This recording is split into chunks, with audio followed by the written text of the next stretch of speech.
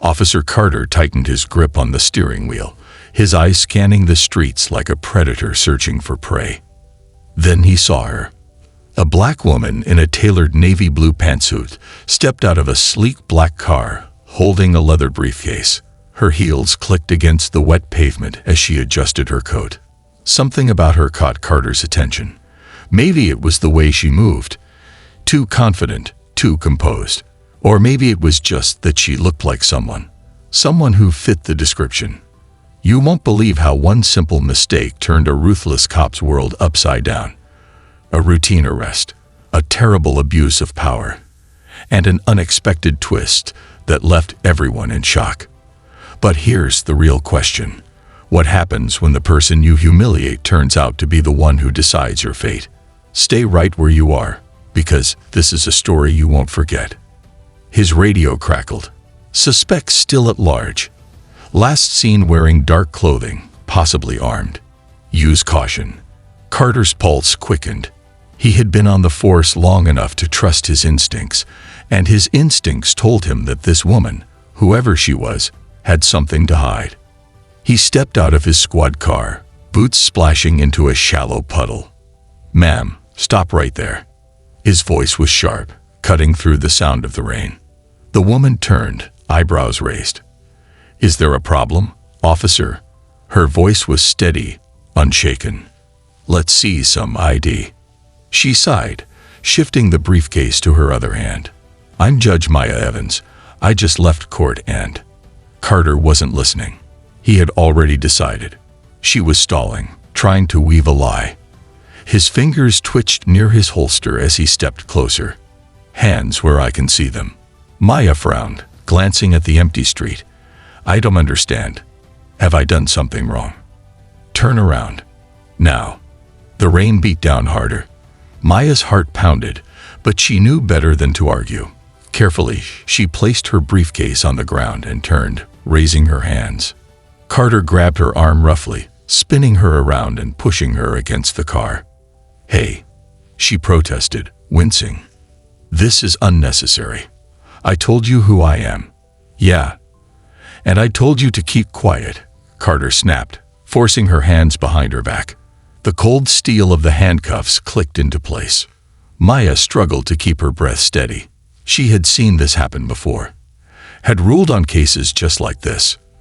But now, she was living it. As Carter tightened the cuffs, he yanked at her shoulder, making her stumble. Her briefcase tumbled open, spilling court documents onto the wet asphalt. And then, her wig slipped. It fell to the ground in a heap of soaked synthetic curls, revealing the short, natural coils beneath. For a moment, everything stopped. The rain, the tension, the world itself seemed to hold its breath. Carter's expression twisted. His suspicion hardened into something uglier. "Trying to hide something, huh?" he muttered. Maya's breath hitched. She was done reasoning. She was done explaining. And as Carter shoved her into the back of his cruiser, she knew this was only the beginning. The holding cell smelled of sweat and stale coffee. The air was thick with the sound of buzzing fluorescent lights and the occasional slam of a metal door. Officer Carter stood at the processing desk, arms crossed, watching as Maya Evans sat stiffly on the cold bench. She had said nothing since being dragged inside. Her coat was soaked, her hands trembling slightly from the chill. But she kept her chin high, her posture unyielding. Even in handcuffs, she carried herself with quiet dignity, something that irked Carter. She was still acting like she was in control. "Phone call," Maya said finally, her voice steady despite the weight of the night pressing down on her. "I have the right to one." Carter scoffed. "Yeah, and I have the right to verify who you really are before I let you call your little lawyer friend." He turned to the officer behind the desk. "Take her ID. If it's fake, we'll know soon enough." Maya's jaw clenched. "It's not fake. You're making a mistake." "Funny, that's what criminals always say." Carter leaned in slightly, lowering his voice.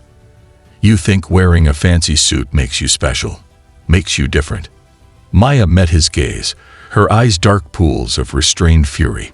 No, but I know the law, and you're violating it. Carter smirked. We'll see about that. He turned to the processing officer. Strip search. Standard procedure. Maya inhaled sharply. You can't. Suspects don't get privileges, Carter interrupted, waving a dismissive hand. And in this jail, we don't let people hide anything. Not under wigs, not anywhere. Maya stiffened. A ripple of unease passed through the room. Other officers glanced at each other, but said nothing. Bring the clippers, Carter ordered. One of the younger officers hesitated. Sir, she's... Did I stutter? Carter snapped. Rules apply to everyone. Or do you think she's special? The room fell silent. A female officer approached, clippers in hand, her face unreadable. Maya sat frozen, a sharp lump forming in her throat. This couldn't be happening. Not to her. I need a lawyer, she whispered. You need to sit still, Carter corrected. The buzzing of the clippers filled the room. Maya clenched her fists as the first strands of her hair fell to the cold concrete floor. Each pass of the razor felt like another piece of her being stripped away. Not just hair, but dignity, identity, respect. She swallowed hard, willing herself not to break. Not here. Not in front of them. Minutes later, it was over. The room was silent except for the hum of the overhead lights. Maya stared at her reflection in the metal panel on the wall. The woman looking back at her was still her, still strong, but now exposed. Carter leaned in, satisfied. Now you look like every other suspect in here. Maya exhaled slowly, steadying herself. She didn't need to argue. Because deep down, she already knew justice was coming. And when it did, Carter would regret every single second of this night. The station was eerily quiet in the early morning hours, the hum of flickering fluorescent lights the only sound cutting through the stillness. Officer Carter sat at his desk, sipping a lukewarm cup of coffee, feeling satisfied with how he had handled the suspect the night before. He had put another liar in her place, another criminal trying to act above the law.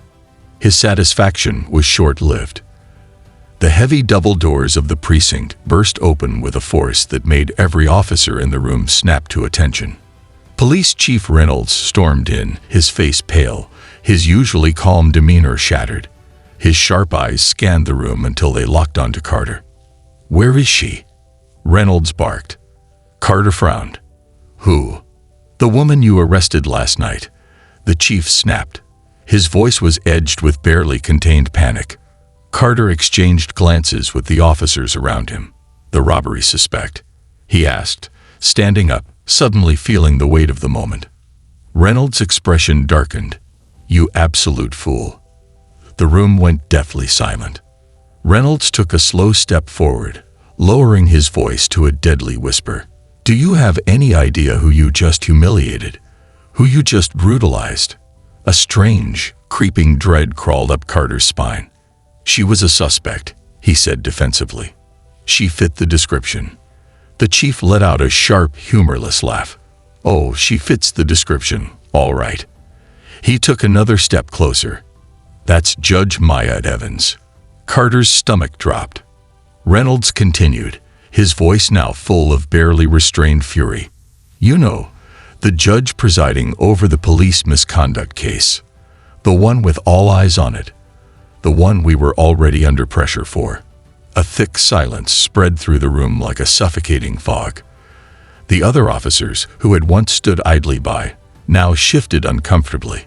Some took an instinctive step away from Carter, as if distancing themselves from the disaster unfolding before them. Carter's hands felt clammy. His throat tightened. But she. His voice failed him. Reynolds wasn't done. You arrested her. You refused her ID. You humiliated a sitting judge. His eyes flicked toward the security cameras in the station. And just to really seal your fate, you shaved her head like she was some kind of criminal. Carter's blood ran cold. The realization hit him like a freight train. The woman he had degraded, humiliated, and stripped of dignity now held his entire career in her hands. He saw it now. The headlines, the outrage, the scandal. There would be no covering this up, no brushing it under the rug, no excuses.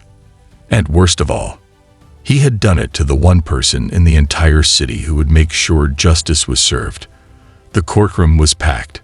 Reporters lined the back row, cameras flashing as murmurs of anticipation rippled through the air.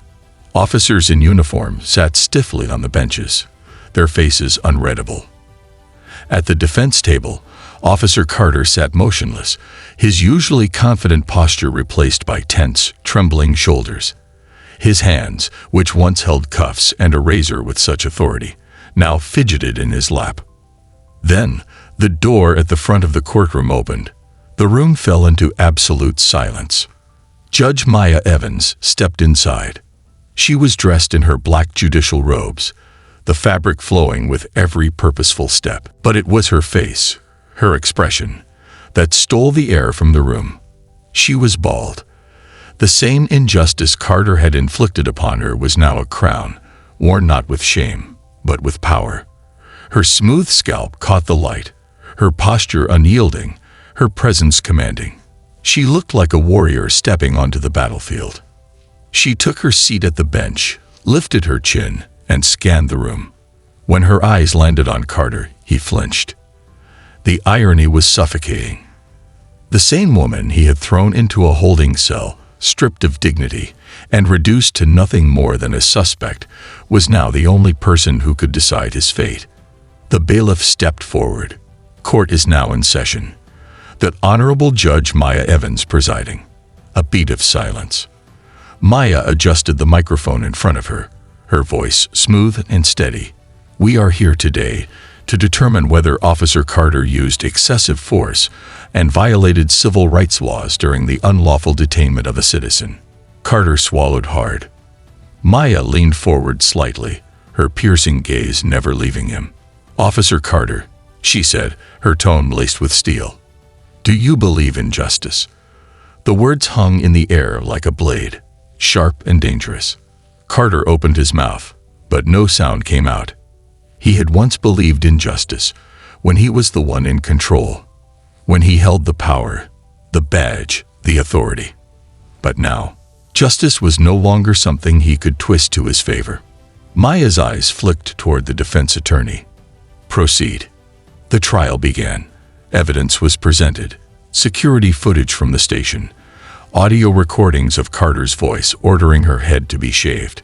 Statements from other officers who had been too afraid to intervene. Each piece of evidence was another nail in Carter's coffin. His attorney argued that he had been following protocol, that he had been mistaken, not malicious. But the video footage told a different story. Maya remained silent, listening, watching. Not once did her expression waver. Finally, after hours of testimony, it was time for the verdict. Maya inhaled slowly, placing her hands on the bench. Officer Carter, the evidence is overwhelming. Your actions were not just unethical, they were a gross abuse of power. Carter clenched his jaw, gripping the table. You humiliated me, stripped me of my dignity, denied me my basic rights. Her voice never rose, but the weight of her words was inescapable. Not because you had to, but because you wanted to. Silence suffocated the room. Maya picked up the gavel, her eyes locked onto Carter's pale face. And today, she said, her voice unshaken, you will face the very justice you have long denied others. With a single, final motion, she brought the gavel down. Bang! The screen fades to black. And just like that, the tables turned. Justice was served. But was it enough? What would you have done in Judge Maya's position? Drop your thoughts in the comments below. And if you love gripping stories with shocking twists, make sure to subscribe and turn on notifications so you never miss one. See you in the next story.